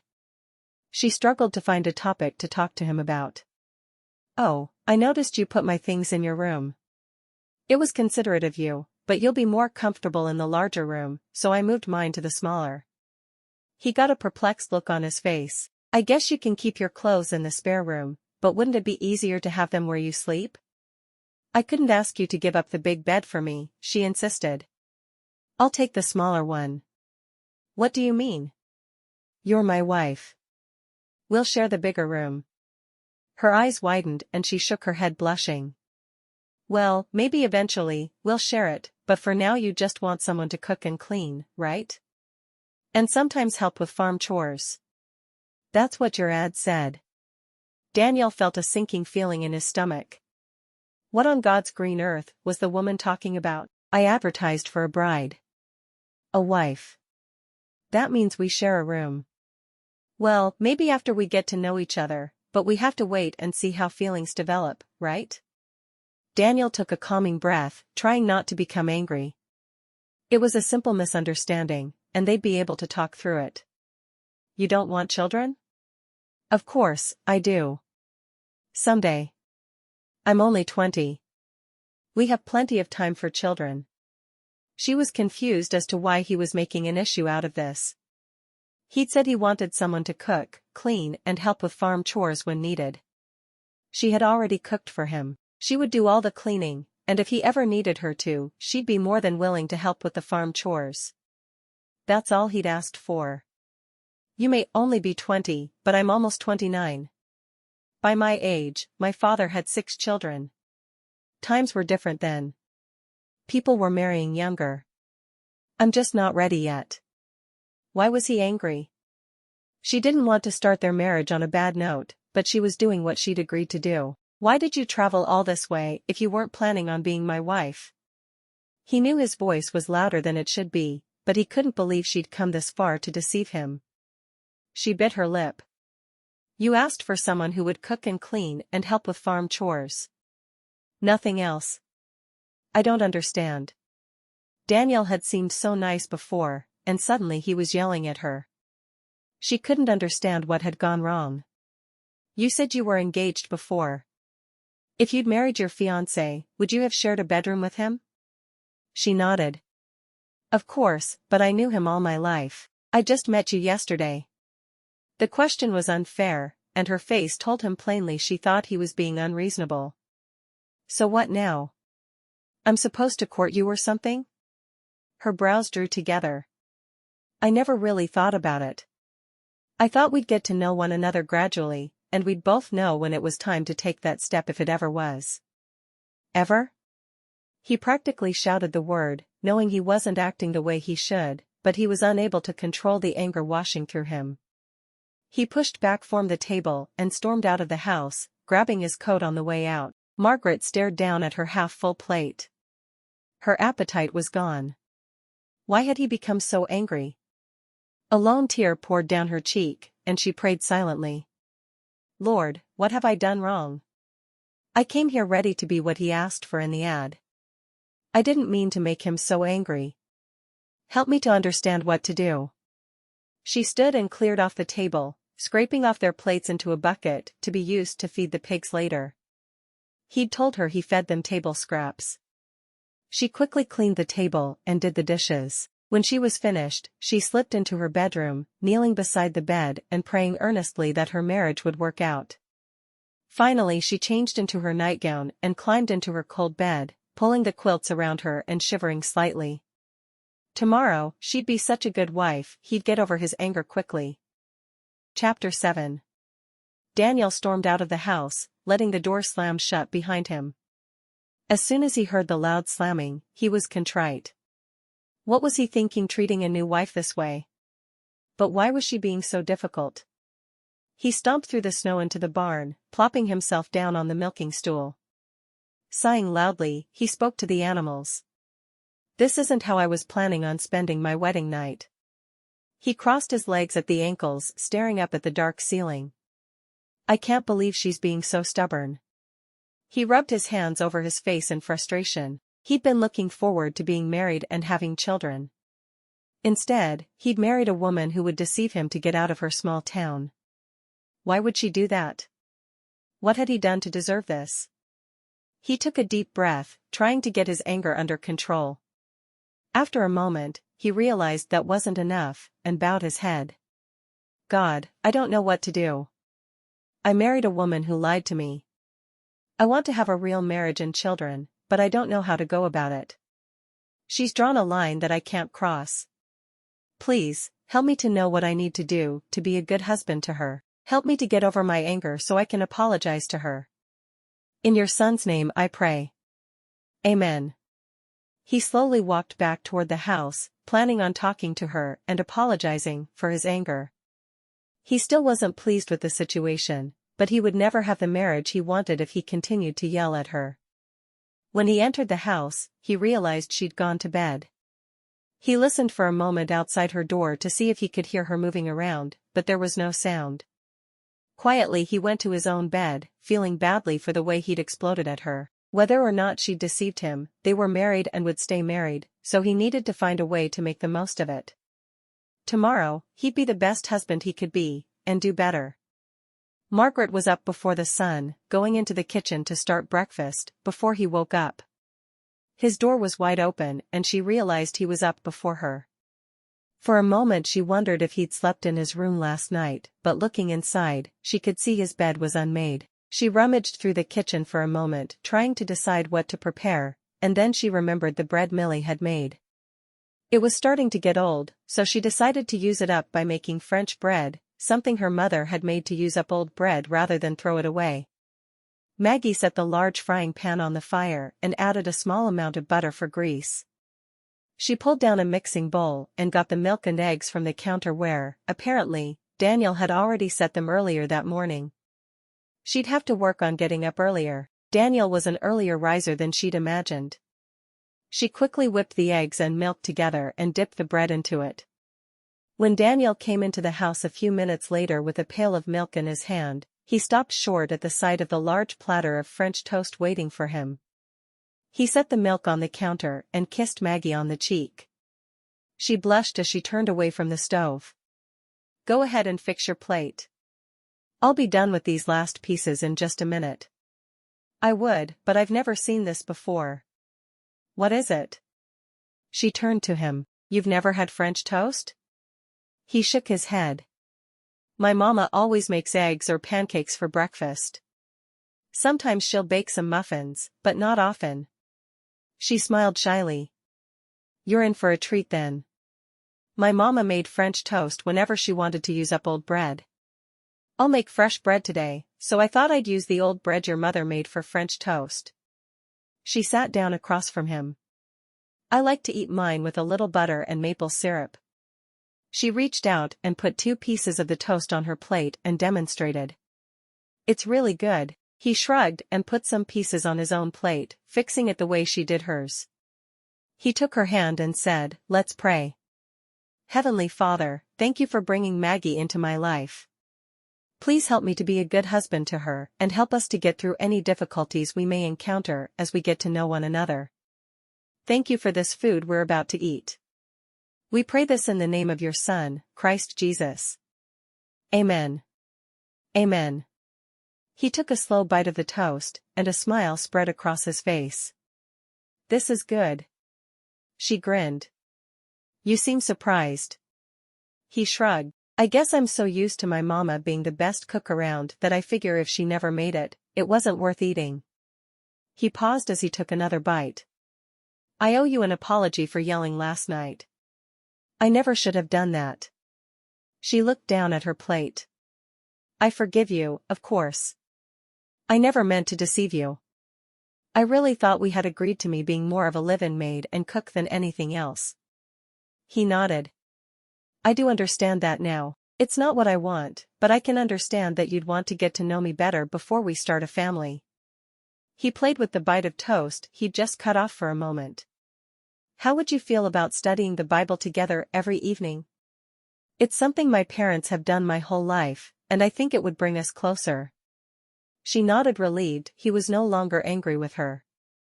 Daniel seemed to be a good man, and she wanted to get to know him better. "I'd like that a lot." He took another couple of pieces of toast from the platter and added butter and syrup. "Would it be okay with you if I held your hand and maybe kissed you on occasion as we got to know each other?" She blushed at the thought. Her first kiss had been in the church with him yesterday. It felt strange to be allowed to kiss a man whenever she wanted, but she found herself nodding. "I'm your wife. I think I need to get used to your kisses." He smiled as he took another bite. With as badly as their previous meal alone together had gone, he'd been half afraid to come to breakfast this morning. Their talk had gone much better than he'd hoped, though. "What are your plans for the day?" "I want to explore the house some. I need to figure out what all food is here for me to cook so I can cook dinner. I want to make some bread. I'll need to sort through all the wedding presents and find places for them, and then if I have time, start writing thank you notes to everyone. Do you have a favorite food? I hate that I know next to nothing about you. I love blueberries. Any way you can feed them to me. I like them in jam, pie, cake, muffins. Honestly? I think you could make me blueberry juice and I'd drink it with a smile." She grinned. "I saw some in the cellar yesterday, so I can work with that. Any favorite dishes I should ask your mother for recipes for?" He thought about that for a minute. "I love chicken and dumplings. I love steak, but we'll have to wait for spring for that." "Why spring?" "I slaughter the 3-year-old steers for beef at that time. Every year I provide beef for sale and family members. It adds to my income." "Why do you wait until they're 3?" He shrugged. That's when they're full grown and bring in the best price. I could wait longer, but then I have to feed them longer and it costs me more. Will you need my help with the slaughter? He shook his head. We do it right before spring plowing, so my brothers and father come over and we do it together. You'll need to help divvy up the meat to my family. He grinned. Faith pays for her share because her husband doesn't have time to help. Of course, I'd give it to her, but because they have the money, she refuses. She comes out and helps the women cook up a meal for us, though. The women usually do a spring cleaning on my house that day as well. Sounds like you almost make a party out of it. He nodded. We do. I help with the harvest as well for a portion of the corn to feed my cattle. If I have too many cows dropping at once, my father or my brothers will come over and help me out. We're all farmers and all willing to help one another. She gave a light laugh. It sounds like it's a good thing I like your family. We'll be spending a lot of time with them. He reached over and squeezed her hand. Did you get a chance to look around and see if there's anything you need? She nodded. Right now, we're pretty well stocked up. I need to thank your mother when I see her again. They'll be at church on Sunday. He ate his last bite of toast and pushed back from the table. I'm going to ride over to my parents' house this morning, but I'll be back before lunchtime. Probably sooner than that. Oh. Your mama let me borrow her coat yesterday. Let me get it and you can take it back to her. She ran into her room and took it from the chair in the corner where she'd folded it. Rushing back into the main room, she held it out to him. Thanks. He caught her hand and pulled her close, kissing her lightly. He grinned at her blush. His fingers stroked her cheek and he whispered, I'm glad I married you. She felt tears spring to her eyes. She'd never expected to hear him say that after how badly the previous night had turned out. I'm so glad. I thought you were disappointed in me. Not if you're willing to give me a chance. She nodded slowly. Of course, I am. You're my husband. I'll be back in a few hours then. Squeezing the hand he still held, he left the house. She went to the basin and began washing the dishes. She stared out the window at the barn as she worked. A few minutes later, she saw him ride away on a chestnut-colored horse toward his parents' farm. She sighed with relief. Their marriage was going to work. She knew it was.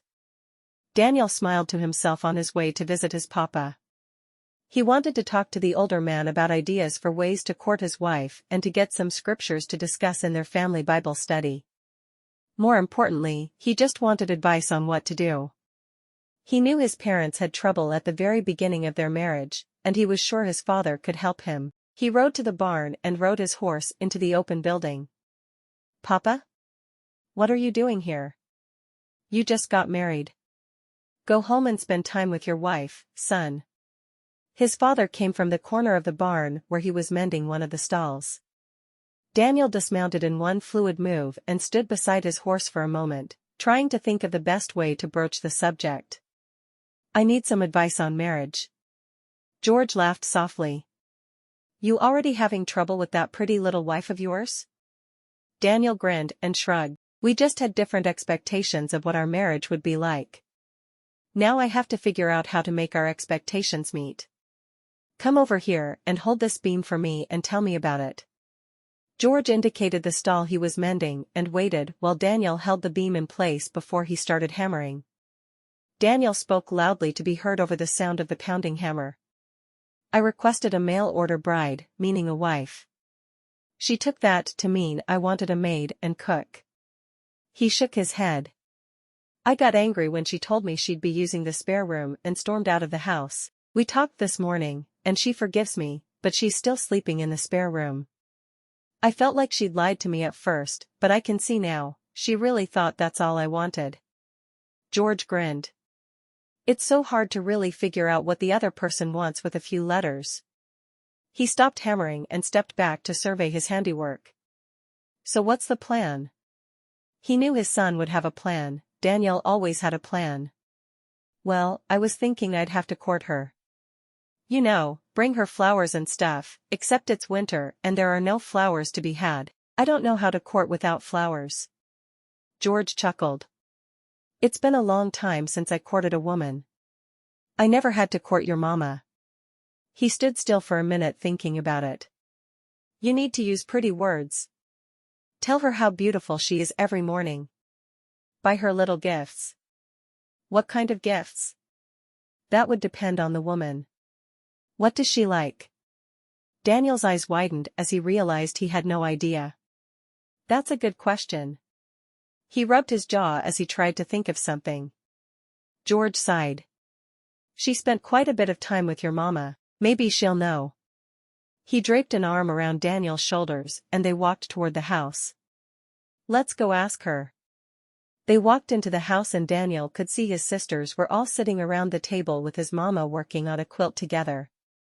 Daniel didn't want to talk about anything so personal in front of his sisters, but George didn't leave him any choice. As soon as they entered the house, he asked, Millie? You spent quite a bit of time with Maggie. What does she like? The boy's going to have to court her and needs to know what kind of gift to get her. Faith and Patience exchanged looks and snickered. Grace bit her lip to keep from laughing. Millie sent them quelling looks that did nothing to stop their obvious amusement. She said something about drawing. So maybe a sketch pad and some colored pencils? She tilted her head to the side so she could think about it. I have a pretty handkerchief I made for her for Christmas with her new initials monogrammed on it. You could have that, and I'll make her something else. There's more than enough time. Daniel nodded. He'd happily ride into town and get her the sketch pad and pencils, and then he could give her the handkerchief as well. 2 days' worth of presents would be taken care of there. He wanted to bring her something every day for a while. That works. I'll pay you for the materials, Mama. Millie shook her head, her eyes dancing. There's no need, Daniel. She turned to her daughters. Can you girls think of any other gifts? Or special things Daniel could do to help? Maybe a perfume? Patience suggested. You could take her to a restaurant, but the closest one is St. Paul, and that's just too far, Faith pointed out. You could write her a love poem. Grace dissolved into laughter after suggesting that. In her opinion, a love poem written by Daniel would be utter garbage. Daniel frowned at his sisters. Thanks for your help, Patience. He glared at the other two. Grace straightened up, realizing Daniel was serious. Part of it has to do with how you talk to her. She stood up. When you speak with her, don't belt out orders and act like she's one of us. Instead, rub your hand up and down her arm, use a soft voice. She moved close to Daniel and demonstrated by rubbing her hand along Daniel's upper arm. She gave him a soft look. Daniel took a step back. Don't look at me like that. You're my sister, and it's just sick. All the girls dissolved into laughter. Are you going to start a Bible study with her in the evenings? Your mama and I have had one since we married, and I feel it's helped us with our marriage. George did his best to pull everyone's attention away from laughing at Daniel and back to fixing the problem. Daniel nodded. I was hoping you'd help me with some scriptures. I'd be happy to. I'll write some down for you before you leave. George was obviously enjoying this discussion. Daniel had been too cocky and headstrong his entire life. It was good to see him brought down a peg. Thanks, Papa. He handed Millie the coat he was holding. Maggie asked me to bring this back to you. She took it and disappeared into her bedroom, returning with the handkerchief wrapped in brown paper. It's already wrapped for you. Just give it to her like this. Thanks, Mama. He leaned down and hugged his mother, kissing her on the cheek. I'm going to head to town and get the art supplies and some perfume. Maybe I'll see something else there she'd like. He waved goodbye to his sisters and almost made it out the door before Faith called, when you give her the perfume, don't tell her it's because she smells bad. Daniel left, still shaking his head at his sisters. They thought he was a complete idiot. Of course, he wouldn't tell her she smelled bad. Chapter 8. Daniel left the gifts in the barn when he went into the house for lunch. The entire house smelled of fresh bread, and he breathed deeply. The bread smells good. Maggie turned to him and smiled. I made a stew for lunch. I thought we could eat it with the bread I baked this morning. She had everything on the table but the stew and quickly served them each a large bowl. Daniel once again took her hand as he prayed for them. He smiled as he took the first bite, thinking about what his father had said. This is delicious. You're a really good cook. She flushed. Thank you. She wasn't used to being complimented and was never quite sure what to say. She'd spent the morning planning a special dinner for them, and was excited to get everything underway. He could see through his open door that she'd made his bed and straightened up his room. The new quilt his mother had made was spread across his bed. The house looks good. Did you return the coat to your mother? He nodded. Yeah, she said I should bring you by tomorrow. All my sisters will be there. They're taking advantage of the time Grace is here. He paused. I think my sisters-in-law will be there tomorrow as well. That sounds like fun. I'd like to get to know them all. I thought we could start our Bible study this evening before bed if you don't mind. That would be fine. I think it's a good idea. He finished eating his stew. I'll be back in a few hours.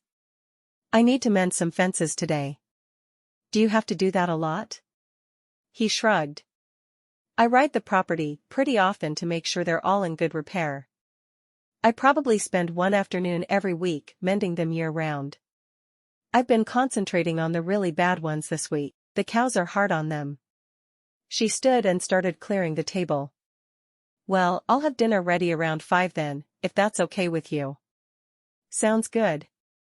He dropped a kiss on her cheek before walking out the door.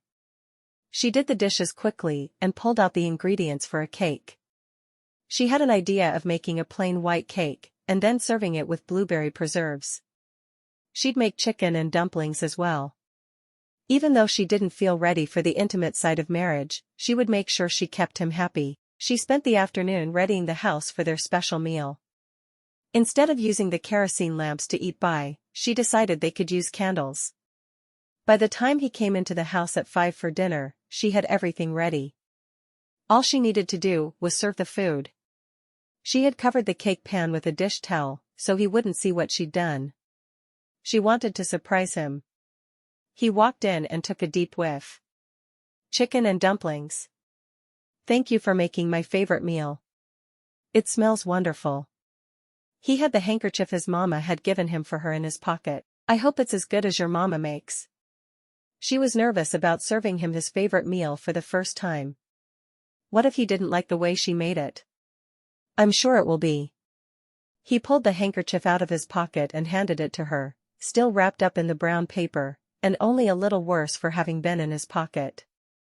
What's this? She looked at him in surprise. She hadn't expected him to bring her a gift after their fight the previous evening. He shrugged. Open it and see. She untied the string and carefully opened the paper. When she reached the handkerchief with her initials monogrammed in it, she smiled and rubbed it against her cheek. Oh, thank you. She stood on tiptoe and kissed his cheek. He quickly caught her waist and kissed her on the mouth. It was just a brush of his lips, but it put butterflies in her stomach. I'm glad you like it. It was a pale pink handkerchief with white stitching on it. I love it. She hurried to her room to set it on her bed. I don't want it to get dirty. It'll be perfect to carry to church. She served him the meal and sat down across from him. Again, he took her hand as he said the prayer. She held her breath until he'd eaten the first bite. This is good. As good as your mama's? Or should I get her recipe? It's almost exactly the same as hers. I think you used a little more pepper, but I like it this way. She sighed with relief. I'm glad you like it. She took a bite of her own food. Did you get the fence mended? I did. I found another spot I'll need to take care of tomorrow, though. The cows stay in the barn most of the time through the winter, so it's a good time for me to work on the fences. My brothers sometimes come over and help, because they don't have nearly as much work through the winter as they do in the summer. He buttered a slice of bread. We haven't talked a lot about our interests. What do you like to do in your spare time? She shrugged. I used to do a lot of sketching, but I just haven't had time since I started working at the diner. Maybe I'll have more time now that I'm here. He smiled, thinking of the art supplies he'd purchased in town. He really hoped their courting phase was over with quickly before he went broke. What do you like to sketch? People, landscape. Just about anything really. I sold a few of my drawings back in New York. He raised an eyebrow. He hadn't realized she was that good. I hope you'll start doing more of it then. I'd love to see something you've drawn. She flushed happily. This was the first time he'd shown a real interest in her as a person rather than just a woman who would cook and clean and bear his children. I have several of my drawings in my room. Would you show me after supper? I'd love to. He smiled at her, happy he was making some headway with her. Tell me about your family, is it big? She shook her head. No, just my sister and me. Mama wanted a big family, but she had several miscarriages before my sister, Allison, was born. She's a brat. He grinned. All my sisters are brats. She sputtered for a moment. Your sisters are amazing and love you very much. My sister really is a brat. I'll have to invite her out here someday so you can see. She always refused to do dishes. She throws fits like a 2-year-old until Mama and Papa give her whatever she wants. She's 14 but acts like she's 5. Your sisters may tease you some, but Allison, well, she's the most self-centered person I've ever known. He blinked a moment. Seriously? What do you mean by fits? Not 2 weeks ago, Mama asked her to do the dishes, because I had to work late at the diner. When I got home, Allison was still lying on the floor pounding her fists and kicking her feet because she didn't want to. I did them to keep the peace. His eyes widened in shock. My parents would not have put up with that for a second. She shook her head sadly. My parents wouldn't have put up with that from me, but they waited so long for Allison, and went through so much to have her. They give her whatever she wants as soon as she wants it.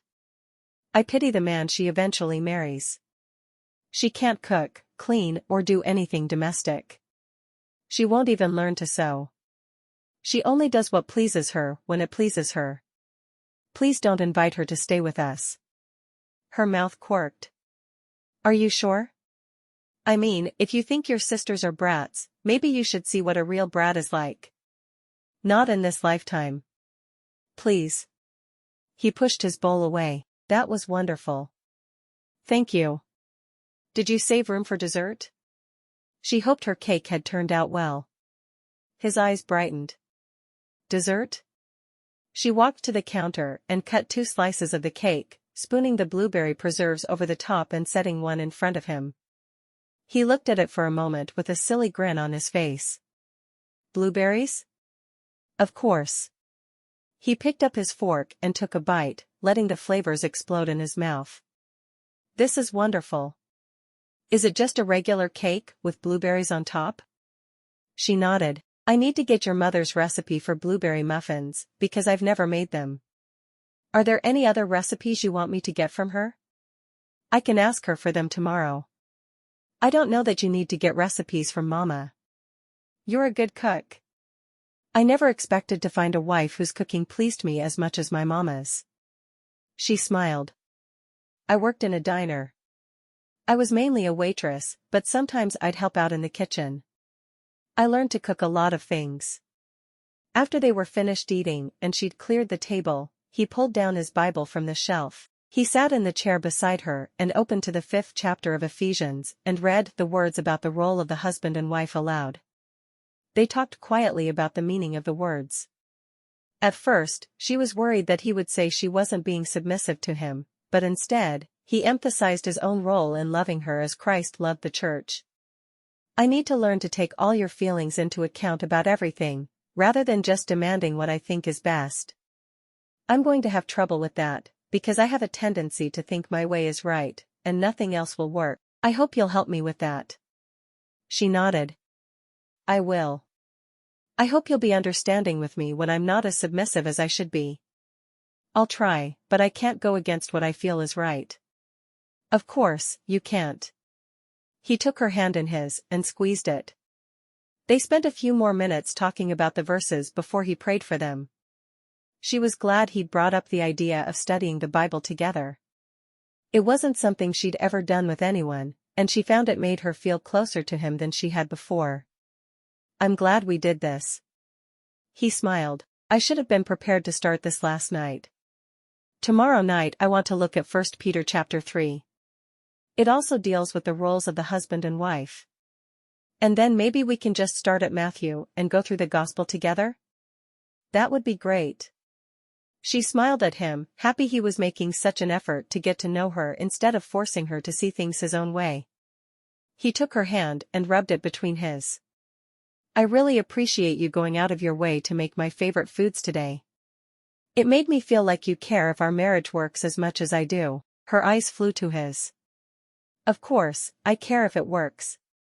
I want to be the best wife I can be. I'm sorry, I don't feel comfortable sharing a room with you yet, but I still feel like you're little more than a stranger. I really do understand that. We'll get to know one another better, and then we'll talk about that again. He kissed her softly on the lips and then stood. It's time for me to get to bed. I need to get up early for milking in the morning. She nodded. I need to get up early to fix your breakfast. I'm sorry it wasn't finished when you got back from milking this morning. Do you want me to wake you when I go outside in the morning? She thought about that for a moment. That would be good. I'll start breakfast as soon as you go out, and then I'll have it ready on time. I thought we kept early hours at home, but you get up much earlier than we ever did. It's a farmer's life. He put the Bible back on the shelf and kissed her goodnight. I'll see you in the morning, he whispered as he left her at her door. She went to bed with a smile that night, pleased that he was working so hard to make her more comfortable in their marriage. That day set a pattern for the days to come. She spent the next morning with his family, but he came by with the wagon at noon. They had lunch with his family, and he helped her into the wagon. She did her chores at home in the afternoon, and again he presented her with a gift. This time it was a bottle of perfume. If she thought his comment when he gave it to her was strange, she gave no indication of it, but she did laugh about it in her bedroom that night. I wonder why he felt the need to tell me that he doesn't think I smell bad as he gave it to me. He's funny sometimes. Chapter 9. They'd been married for a month, and every evening he brought home some small gift. Sometimes it was something as simple as a pretty stone he'd found as he was working on a fence. Sometimes it was something he'd obviously had to make a special trip into town to buy. She smiled as she thought about the previous evening when he'd brought home several yards of calico for a new dress. Every day she felt closer to him, and she found herself falling in love. He was such a sweet gentle man, although he was a bit awkward about a lot of things. He had obviously never courted a woman before, and stumbled through most of it, but she found it just endeared her to him more than ever. Daniel stood in the barn and kicked at a post. Every day he brought her a gift. Every day they studied the Bible. He kissed her several times a day and did everything he could to make her more comfortable with him. He told her stories about his childhood, and about how strange it had been to have his sister, Patience, as his teacher. What more did he have to do to win her over? He didn't want to be 35 before they started a family. He'd fallen in love with his sweet little wife somewhere along the way, which made the frustration worse than ever. He loved her, so why didn't she love him? He'd never worked so hard toward a goal and not achieved it before. Maybe it was time to ask her what more she wanted of him? Maybe there was something he was doing that was annoying her? She seemed to like him well enough.